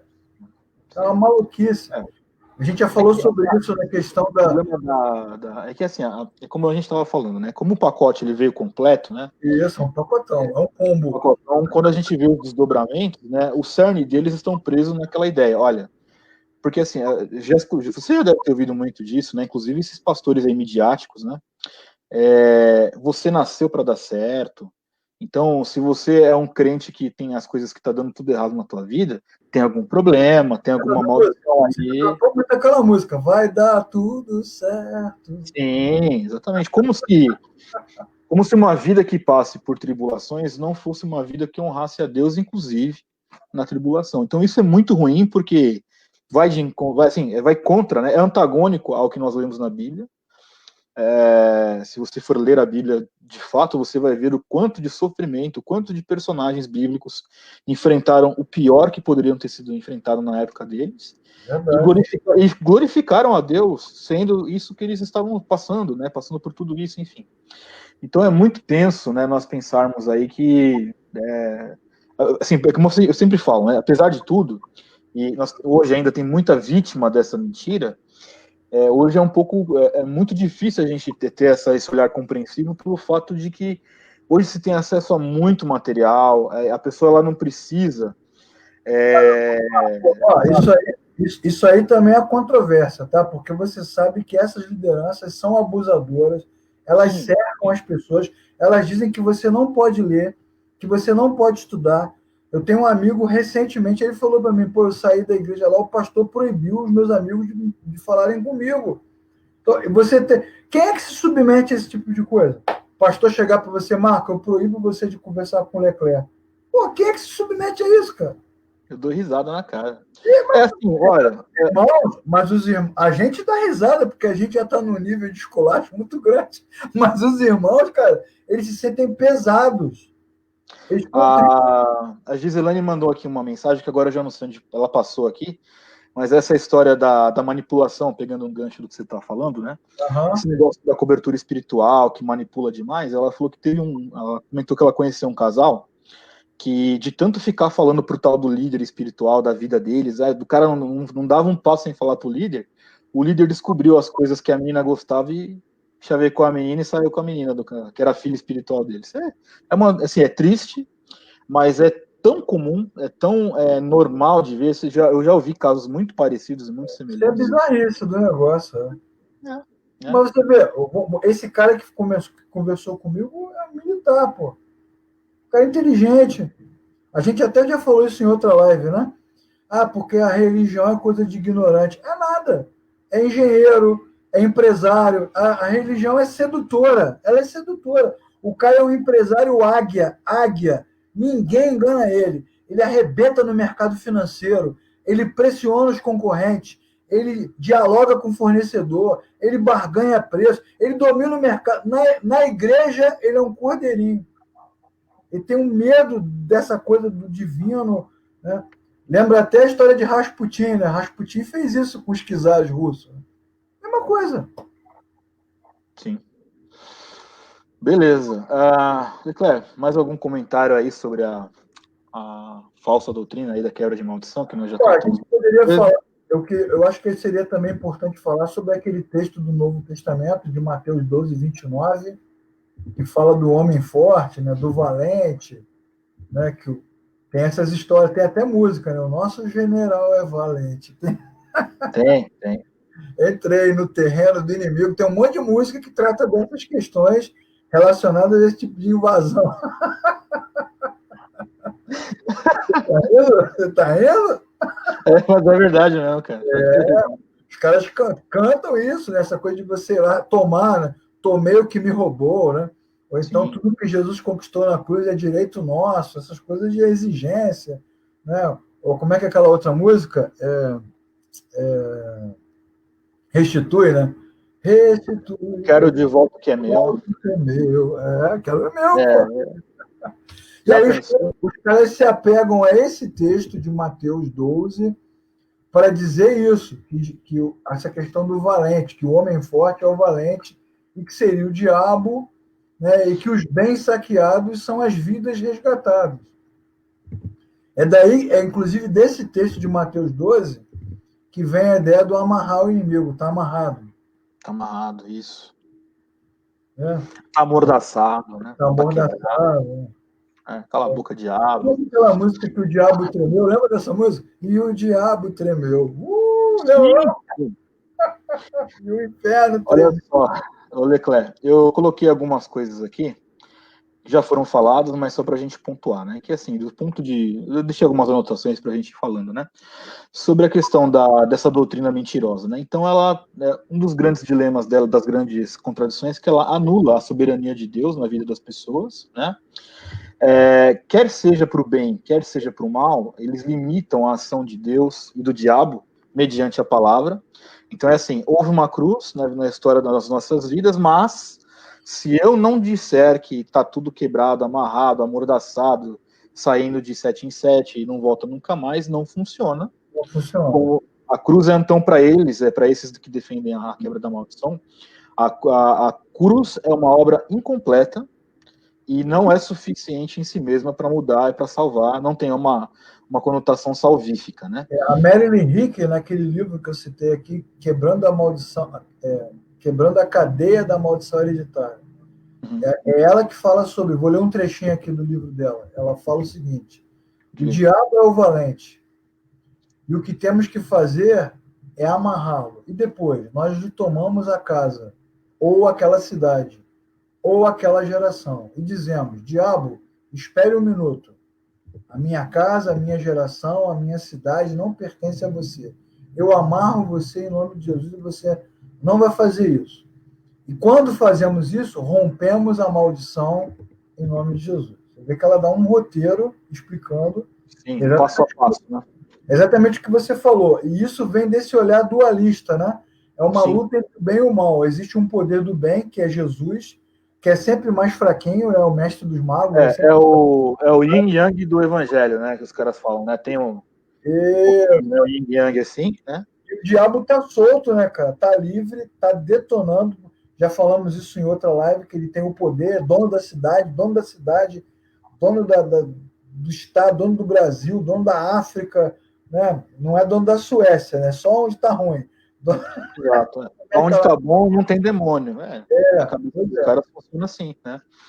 E aí, existe uma outra situação, que é uma situação que também chegou quando eu anunciei a live, né? Aquela questão de como, além da maldição hereditária, tem a história da consagração, que está muito perto, né? Por exemplo, às vezes a pessoa fala assim, não, mas como assim maldição hereditária? Não, alguém da tua família consagrou você ao Satanás quando você nasceu, por isso que tá dando tudo errado, né? E aí esse cara que foi consagrado, entre aspas, né? Jesus encontra esse cara, né? E aí, para esses, é o mesmo modo de operação, né? É o mesmo modus operandi. Se você foi consagrado, se é que é verdade isso, porque tem muita coisa que é especulação, né? A questão da resposta rápida, né? A minha vida é um lixo por quê? Porque tem um demônio na tua vida, então vamos tirar o demônio que ela vai ficar boa, né? Inclusive acho que foi eu não me lembro se foi na Universal, não quero ser injusto, né? Embora eu deteste as doutrinas da Universal, mas eu me lembro de alguma igreja que teve aí que colocava a troca do anjo, você lembra dessa? Lembro. Tirar o anjo ruim e pôr o anjo bom. A troca do anjo para os caminhos se abrir. Né? Incrível, né, cara? Incrível, incrível. E aí, assim, no fim das contas, a quebra da maldição, ela é uma ofensa, então, de fato, à obra da cruz, porque ela condiciona métodos humanos, métodos antibíblicos, inclusive, né? Aquela história que eu falei de ungir os pontos chakras. E regressão? Tem igreja que faz regressão. Tem. Não, mas então, lá no... Deitado lá em posição fetal. Lembra aí quando você era um bebê, na quando barriga... você tinha um mês, isso. Quis te abortar. Olha só, isso é espiritismo, cara. Isso não é evangelho. É isso aí. Então, mas tem. E ainda tinha um roteiro que dizia alguma coisa assim, ó, você tá lá. Tinha essa parte do ritual, ela é a parte de. Como que acho que tem? Primeiro é a quebra de maldição. Não, primeiro é a batalha espiritual, depois quebra de maldição, e aí vem a cura das lembranças, que é a hora que o pessoal faz a regressão. Cura das lembranças, isso. Né? Aí o cara começa, alguém fica falando lá, o cara lá deitado, né? Visualize você quando você foi concebido, Deus te planejou assim e tal, não sei o quê. Aí você tinha que dizer alguma coisa, que eu não vou lembrar o texto todo, mas era alguma coisa desse tipo aqui, ó. Era, Senhor, eu te agradeço, voltes no tempo, quando eu fui concebido, lá atrás, e repare, né? Reconstrua essas coisas em mim lá naquela... Então tinha até um lance de viagem do tempo aí, né, tipo, de Jesus voltar lá naquele momento e curado ali. É muito louco, é muito louco. É muito louco. Aí, vamos agora fazer uma menção ao nosso presidente, né? A frase famosa do Bolsonaro: conhecereis a verdade e a verdade vos libertará. Tá vendo? Os caras usam como se toda palavra que fala de liberdade ou libertação tivesse a ver com o demônio. Né? Sim. Pô, a verdade libertará. Tanto a galera da maldição como o presidente também usa o texto de forma errada, porque, na verdade, Jesus, quando você lê o texto todo lá de João, capítulo 8, o que Jesus está dizendo? Se vocês forem verdadeiramente meus discípulos e se aprenderem e colocarem em prática tudo o que eu vos ensino, vocês conhecerão a verdade e a verdade vos libertará. Então, o princípio de João não tem a ver com maldição, nem com opressão, nem com... O princípio de João é o mesmo princípio de Romanos 12, 2. Transformai-vos pela renovação do vosso entendimento. A verdade da palavra de Deus ilumina a mente humana e essa verdade é libertadora. Não foi Paulo Freire que disse isso, que a educação liberta. Pô. A Bíblia já está nos ensinando isso, que a educação liberta. Lá em Deuteronômio, né? Ande com seu filho, fale da minha lei, no caminho, na mesa, coloca na testa, escreve na porta, porque a palavra de Deus, o ensino, tem um poder de transformação. Então, a verdade é libertadora. De que é libertadora? É da heresia, dos sofismas. Paulo fala muito sobre isso. O que é um sofisma? É uma mentira com cara de verdade, pô. Essas heresias, algumas são bem descaradas, né? Não tem nem cara de verdade. Pessoal, o Leclerc, aqui a Giselane comentou, isso aqui era verdade, cara. Me lembro disso, que nesse momento dessa cura das lembranças, né? Aí tinha uma musiquinha bem de fundo, bem calma, a luz mais escura, né? O ambiente ele silencioso, para a pessoa realmente ser levada ali a uma regressão mesmo. E a gente fala essas coisas, e assim, o que é trágico para nós hoje constatar, Leclerc, é que tudo isso acontecia dentro de uma igreja dita evangélica, cara. É o fim do mundo um troço desse, né? Quando a gente olha, claro que hoje a gente acha é o fim do mundo, mas é muito tenso porque isso daí ganhou lugar nos altos escalões das bispaiadas brasileiras, né? O cara se veste branco, apóstolos. Se veste branco, bota jaleco, branco, como se fosse fazer um despacho, né? Fosse fazer uma sessão de mesa. Coisa de mesa branca. Mesa branca, coisa de maluco, coisa de louco. Eu me lembro também de um evento que eu participei, esse eu estava lá, ninguém me contou, né? o pastor mandando a gente esticar o braço, né? Ficar com o braço levantado assim, em forma de T, para você sentir a dor que Jesus sentiu na cruz. Meu pai do céu. Então, apagou a luz, botou lá o Marcos Witt, lembra do Marcos Witt? Botou o Marcos Witt cantando em espanhol. Inesquecível, Marcos Witt. Botando ele cantando em espanhol, porque em espanhol é melhor, né? Tem mais forte, né? Tudo escuro. E aí o pessoal não podia baixar o braço. Aí quando você abaixava o braço, vinha o obreiro, ela levantava o teu braço. Aí o pessoal começava a gritar, para você sentir dor. Que maluquice é essa, cara? E a turma quebrantada. Mas aí você vê que é um quebrantamento falso. Né? Porque o verdadeiro quebrantamento se dá pela razão. O cristianismo é cognitivo. A luz da verdade, da palavra de Deus, é que faz você ficar quebrantado. Os caras choravam, gritavam, gemia, coisa de maluco, coisa de louco. E aí todo mundo gritando, gemendo, né? Pedindo perdão por coisas antigas, para ficar na cruz, essas coisas que a gente já falou aqui. Eu estava lá, eu vi, então ninguém me contou. Também vi a Marilyn Hickey, conheci ela pessoalmente, vi ela ao vivo. E o que mais me impressiona é a habilidade, a eloquência, a capacidade de falar e deixar você confuso. Por isso, Marco, é que eu, na minha percepção pessoal, não sou o dono da verdade, é só o meu olhar, a culpa é sempre da liderança, porque não, a gente mas eu estou de acordo que seja, né? Mas eu vejo a parcela do povo também. Né? A gente não, claro. A maior é a liderança, óbvio. Mas a gente fica confuso, a gente ouve o negócio dele e assim, por que esse cara está falando? Ué, o Eugene Peterson teve um momento da vida dele que ficou confuso, né? O Max Lucado ficou confuso, o Felipe Anser ficou confuso. Esses caras, eles vão muito bem, chega uma hora que falam uns negócios assim que você, ué, o que esse cara está falando? Sim. E te deixa confuso. Ué, imagina os irmãos, né? Os irmãos que estão ali, que olham para os seus pastores como se fossem gurus espirituais, como se estivesse debaixo de uma proteção. O cara não vai questionar nada, meu irmão. O cara não vai questionar nada. Ele vai se submeter como as pessoas se submetem às seitas, né? As coisas malucas. Impressionante. Leclerc, a última anotação assim, que eu coloquei aqui para poder deixar do meu comentário, né? Que assim, eu escrevi um pedacinho de um texto aqui, né? Dizendo o seguinte, que a quebra de maldição, no fim das contas, ele é a palavra de Deus versus a palavra do homem.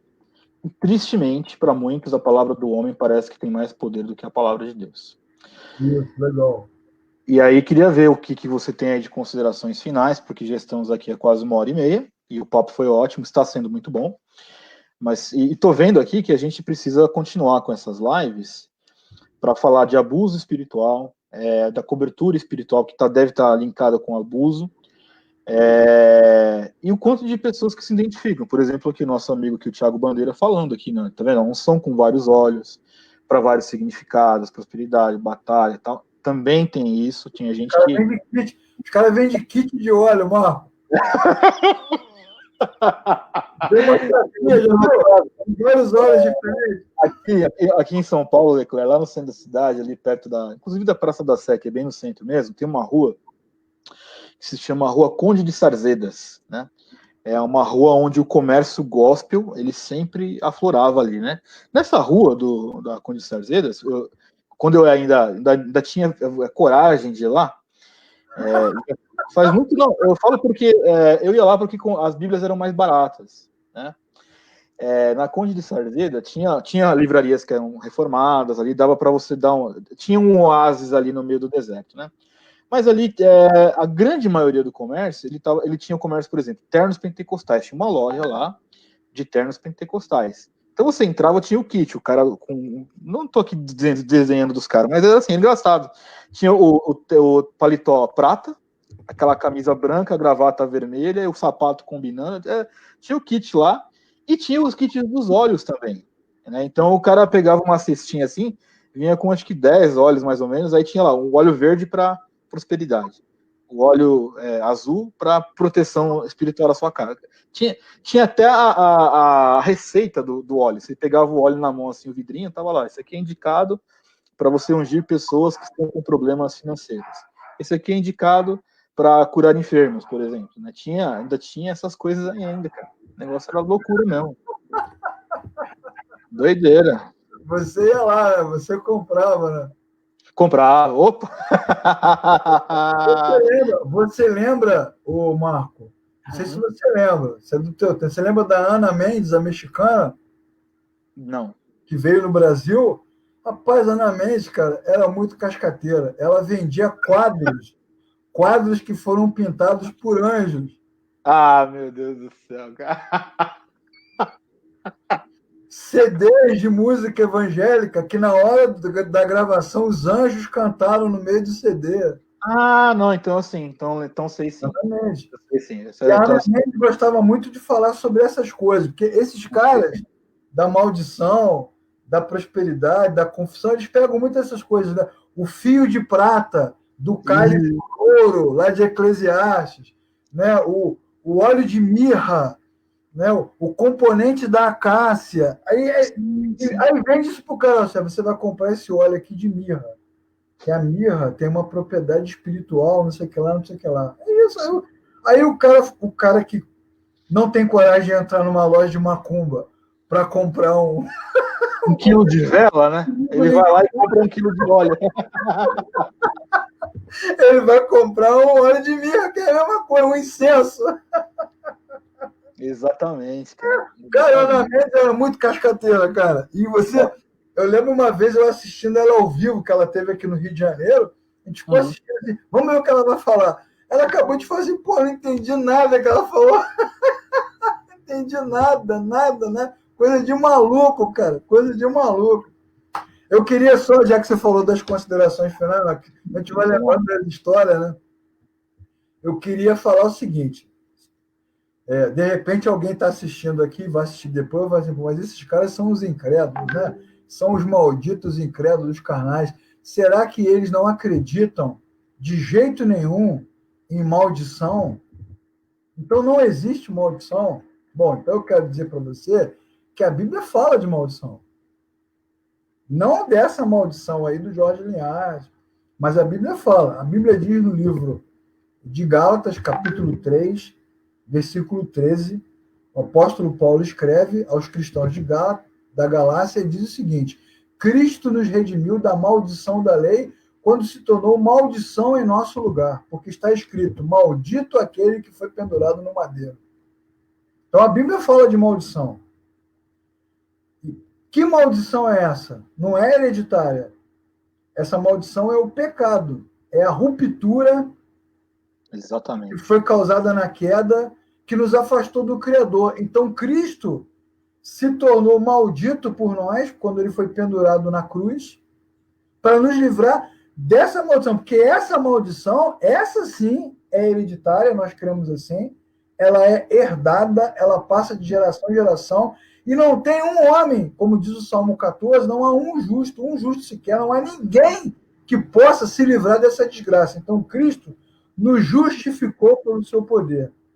E agora, se alguém está em Cristo, como diz João, o maligno não lhe toca. Então, como Jesus nos livrou da maldição do pecado, como está escrito em Romanos, porque estáis debaixo da graça e não debaixo da lei, o pecado não terá domínio sobre vós. Então, agora, esse domínio, ele nos resgatou do império das trevas e nos transportou para o reino da luz. Olha quantos textos falam que nós éramos prisioneiros, cativos, aprisionados debaixo de uma maldição. Onde está, ó morte, a tua vitória? Onde está, ó morte, o teu aguilhão, né? O teu ferrão? O aguilhão da morte é o pecado. Acabou, mano. Uma vez que Cristo ressuscitou, nós também ressuscitaremos com ele. Então, se havia alguma maldição, e a Bíblia diz que havia, Cristo nos livrou dessa maldição. Então, se você é cristão, quando acabar essa live aqui, você pode dar glória a Deus, meu irmão, minha irmã, porque nós estamos livres de qualquer maldição. Nós não somos incrédulos, não. Nós somos crentes. Nós somos macumbeiros gospels, só isso. Só não somos bruxos, né? Nem ciganos. Exato. Nós não somos macumbeiros, né? Claro que entendemos o contexto correto sobre a questão que o Leclerc bem mencionou agora, da maldição do pecado, né? Não da maldição hereditária do teu pai, do teu avô, sei lá de quem quer que seja, né? Isso aí essas doutrinas são falaciosas, elas têm, nós já bem falamos aqui, a origem disso tudo. O povo que andava em trevas viu uma grande luz, né? Sim. Para isso Cristo se manifestou, para desfazer as obras do diabo. Olha quantos textos legais, né, que falam exatamente desse estado de glória, de vitória. A gente só não tem o corpo glorificado, meus irmãos, mas em Cristo nós já estamos assentados nos lugares celestiais, como está em Efésios. A gente só não está com o corpo glorificado. E aí John Stott vai nos ensinar sobre isso, sobre o já e o ainda não. Já estamos salvos, ainda não chegamos na eternidade, mas já estamos em Cristo. Então, é isso aí. Estamos guardados. Esse versículo, para mim, é um dos mais bacanas, né? Aquele que está em Cristo, o maligno não lhe toca. Glória a Deus. Amém. Amém. Mas é isso mesmo, Leclerc. Concordo contigo com o gênero, número e grau. É importante, sem dúvida, um esclarecimento muito importante, até para que as pessoas não pensem que nós somos. Estamos aqui só tirando sarro, rindo dessas coisas. Não trata disso, né? Zombando, irmão, pelo contrário. Na verdade, é até bom você ter falado isso agora, porque, na verdade, a gente está levando esse assunto no bom humor, meu irmão. Sim. Porque o assunto é trágico. É uma tragédia. Isso é desgraça. Acabou com a vida de muita gente. Boa parte desses desigrejados aí que estão fora da igreja hoje, boa parte sofreu abuso religioso, abuso espiritual. É porque eu e o Marco, a gente leva isso com bom humor. E às vezes o bom humor irrita as pessoas. Esses caras são sarcásticos. Nós não estamos tirando nada com ninguém. Está tentando achar graça de uma coisa que não tem graça. Sim. Eu não consigo. No meu lado, é rir para não chorar mesmo. Porque... É rir para não chorar, é isso aí. Tem os irmãos aqui que já caminham com a gente há um tempo, né? A primeira grande depressão que eu enfrentei na minha vida e que quase me levou minha vida embora foi justamente por causa dessas coisas, né? Então a gente ri hoje, mas que foi muito trágico para todos nós, todos que enfrentam, sem dúvida, né? Foi. E a intenção dessas lives é justamente isso, a gente ri, claro que a gente ri, mas nós porque passamos às vezes por isso, mas não queremos de forma nenhuma desmerecer a dor de quem enfrenta esses problemas e dizer que isso que você está, se você estiver passando por isso como nós enfrentamos, isso não é o evangelho. O evangelho está realmente contido nas Sagradas Escrituras. Busque uma igreja que seja bíblica, honesta nos ensinos, que você vai aprender o evangelho de verdade. Verdade. Legal. Esse assunto é bom. E resumindo, assim, se você perguntasse para a gente, Leclerc e Marcos, como é que a gente resume o problema da maldição hereditária? Basicamente, a maldição hereditária se resume em 2 pontos. O diabo tem um poder igual ao de Deus e é acionado pelas nossas palavras, pela nossa falta de fé, que é o que eles chamam de legalidade. Alguém deu legalidade, ou eu, ou o Marco, ou alguém antes de nós. Por isso que é uma cadeia de maldição. E o segundo ponto é que essa teologia, essa doutrina, diminui o efeito da obra de Cristo. Sim. Porque não é suficiente. Daí que vem aquela coisa, né? Que você crê que Jesus é o seu Salvador, mas ainda não recebeu ele como Senhor. Tem essas maluquices, né? Então o cara ensina isso e aí fica uma coisa menor. Mas a Bíblia diz que não. A Bíblia diz que a maldição que havia sobre nós, que era o pecado, foi quebrada, muito quebrada, quebrada pra caramba. E João, para eu encerrar minha fala, Marco, 1 João capítulo 4, versículo 4, né, que é um texto muito legal. Vocês são de Deus e já venceram o maligno, porque aquele que está em vós é maior do que aquele que está no mundo. Amém. Isso aí. É isso aí, pessoal. Quero agradecer a participação de todos, do Leclerc também. Muito obrigado, meu amigo, mais uma vez. Tamo junto. Em breve, assim que a gente tiver um tempinho disponível, a gente já define a próxima desconstrução a ser feita. E nós vamos divulgando, né, nas páginas. E esses assuntos... Mandem sugestões. Sim, pessoal que tem os acessos com a gente aqui, quer seja no chat da página, pelo grupo do WhatsApp, cara, fiquem livres para sugerir temas. Esses temas e outros vocês podem encontrar tanto lá no nosso canal, no site do Evangelho Negociável, lá na Oficina da Palavra tem muita coisa boa lá. Procurem para vocês se informarem em relação aos conteúdos. E agradeço o tempo de vocês todos aqui. Mais uma vez, estamos aí já quase 11 horas da noite, tem uma galera firme assistindo. Sábado à noite. Sábado à noite. O melhor embalo de sábado à noite são essas lives aqui. E a gente, em breve, a gente vai disponibilizar também esse. Os verdadeiros bidis gospel. Em breve a gente vai disponibilizar esse conteúdo lá no YouTube, tá bom? E que Deus abençoe vocês grandemente. Amém. E em breve nós nos encontramos aqui, gente. Fiquem com Deus. Leclerc, obrigado de novo. Eu agradeço, Marcão. Tamo junto. Até a próxima, gente. Até a próxima. Um abraço.